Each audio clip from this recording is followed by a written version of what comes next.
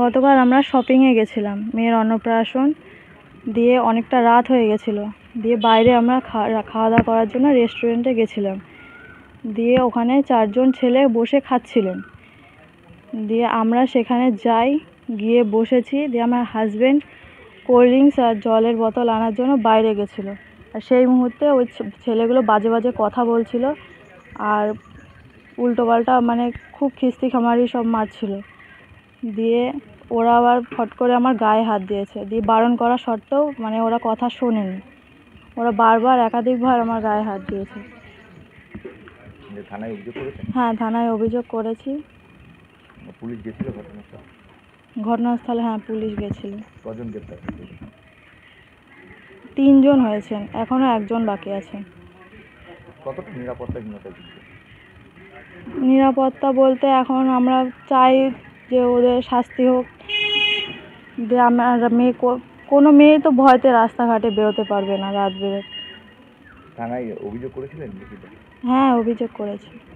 কি চাইছেন? আমি চাই ওদের শাস্তি হোক, এরকম যেন কোনো মেয়ের সাথে যেন এরকম না হয়। গতকাল প্রায় 10:40 নাগাদ আমরা বাজার থেকে শপিং করে বাড়ি ফিরছিলাম। ফেরার পথে আমাদের স্টেশন সংলগ্ন একটি রেস্টুরেন্টে আমরা খেতে যাই।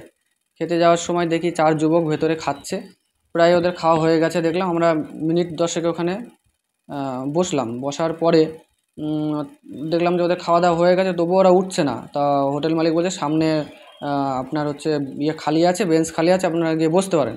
বললাম ঠিক আছে। গিয়ে আমরা বসেছি। তারপরেও দেখছি ওরা উঠছে না। বললাম ঠিক আছে, ওরা উঠুক, তারপরে আমাদের খাবারটা দেবেন, কারণ এর ভেতরে আমরা বসবো না। দিয়ে বলছে ঠিক আছে। আমি বললাম তাহলে তুমি এখানে বসো, আমি জল কিংবা কোল্ড ড্রিঙ্কস কিছু নিয়ে আসি। তা আমি সেই সময় আনতে গেছি, সেই ফাঁকে আমি না থাকায় আমার স্ত্রীর গায়ে হাত দেয় এবং অকথ্য ভাষায় গালাগালি দেয় এবং অঙ্গিভঙ্গি করে। তা আমি আসার পরেও অতিরিক্ত খিস্তি খামারি মারছে।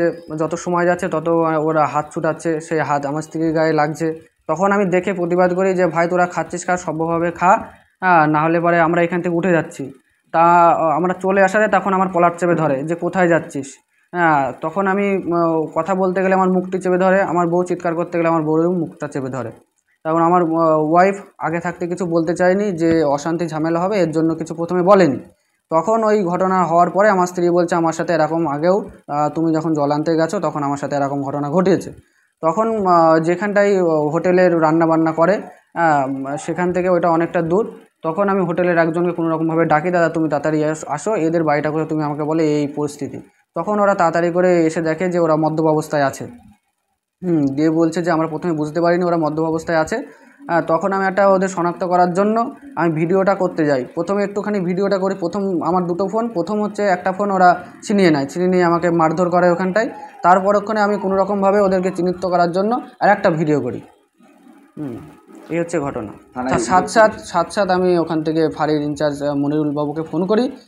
উনি তাড়াতাড়ি আসেন, এসে ওটা ওখানটা খতিয়ে দেখে ওটাকে 3 জনকে শুনেছি অ্যারেস্ট করেছে। ওদের বাড়ি হচ্ছে আমরা যতটুকু জানতে পেরেছি দিব্যডাঙ্গা। কতটা আতঙ্কে রয়েছে? প্রচুর আতঙ্কে রয়েছে। এরকম তো প্রতিনিয়ত হতে চলেছে দেখছি, আস্তে আস্তে গ্রামগঞ্জে চলে আসছে এরকম ঘটনা। আজকে যদি এরকম আমার স্ত্রীর সাথে হচ্ছে, আর একদিন অন্যজনের স্ত্রীর সাথে হবে। যাতে এর উপযুক্ত শাস্তি হয় আমি প্রশাসনের কাছে একান্ত দাবি করছি। নিরাপত্তার অভাব? অবশ্যই নিরাপত্তার অভাব।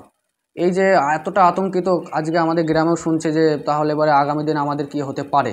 আপনার স্ত্রী তো পঞ্চায়েত মেম্বার? হ্যাঁ, আমার স্ত্রী নবলা পঞ্চায়েত সদস্য।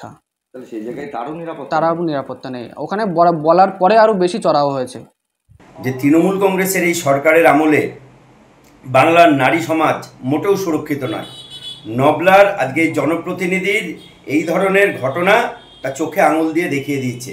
এই ঘটনাই প্রমাণ করে যে বাংলার বর্তমান পরিস্থিতি, তার শাসন ব্যবস্থা, বাংলার প্রশাসনিক ব্যবস্থা কতটা মানে নিম্নস্তর পর্যায়ে পৌঁছে গেছে।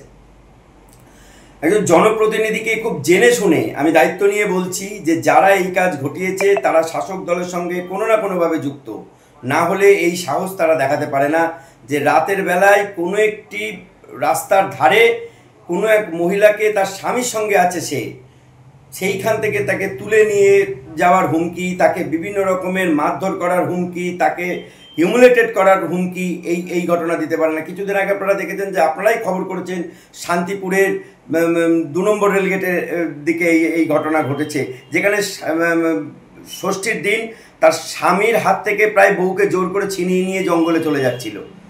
কোন সমাজে আছি আমরা? বর্তমানে জঙ্গলের রাজত্ব চলছে পশ্চিমবঙ্গে। শাসন ব্যবস্থা কোন পর্যায়ে পৌঁছালে আজকে এইভাবে দিনে দুপুরে এইভাবে নারীদের টেনে নিয়ে যাওয়ার মতো ঘটনা ঘটতে পারে, এইভাবে হিউমিলেটেড করতে পারে?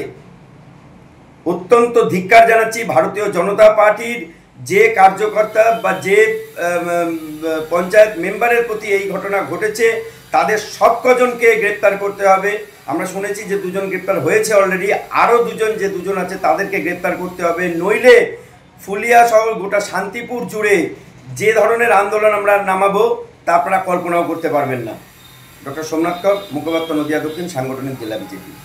ঘটনাটা এরকম শুনেছি, তবে পঞ্চায়েতের মেম্বার বলে কোনো কথা নাই, কারণ সে তো একটা মহিলা, সে একটা হচ্ছে মহিলা, অর্থাৎ সে মহিলাদের সম্মান আমাদের দেওয়া উচিত।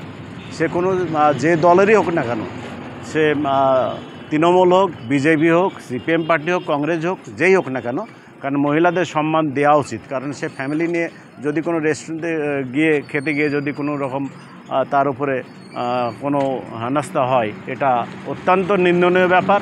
আমি অন্তত বলবো যে ঘটনা ঘটেছে, পুলিশ প্রশাসন অত্যন্ত সক্রিয়, তারা অবশ্যই দোষী যারা হবে তাদের দোষীদের ধরে উপযুক্ত শাস্তি দেবে। কারণ এটা আমরা চাই, কারণ যে অন্যায়কারী তার কোনো জাত হয় না, সে কোনো দলের লোক হতে পারে না।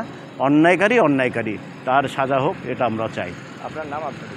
তপন সরকার, রানাঘাট দক্ষিণ নদিয়া জেলার তৃণমূল কংগ্রেসের সাধারণ সম্পাদক। আমাদের ভিডিও ভালো লাগলে লাইক এবং শেয়ার করুন। কমেন্ট সেকশনে গিয়ে জানান আপনাদের মতামত। আরও ভিডিও পেতে আমাদের চ্যানেল সাবস্ক্রাইব করুন এবং প্রতি মুহূর্তে খবরের আপডেট পেতে প্রেস করুন বেল আইকন।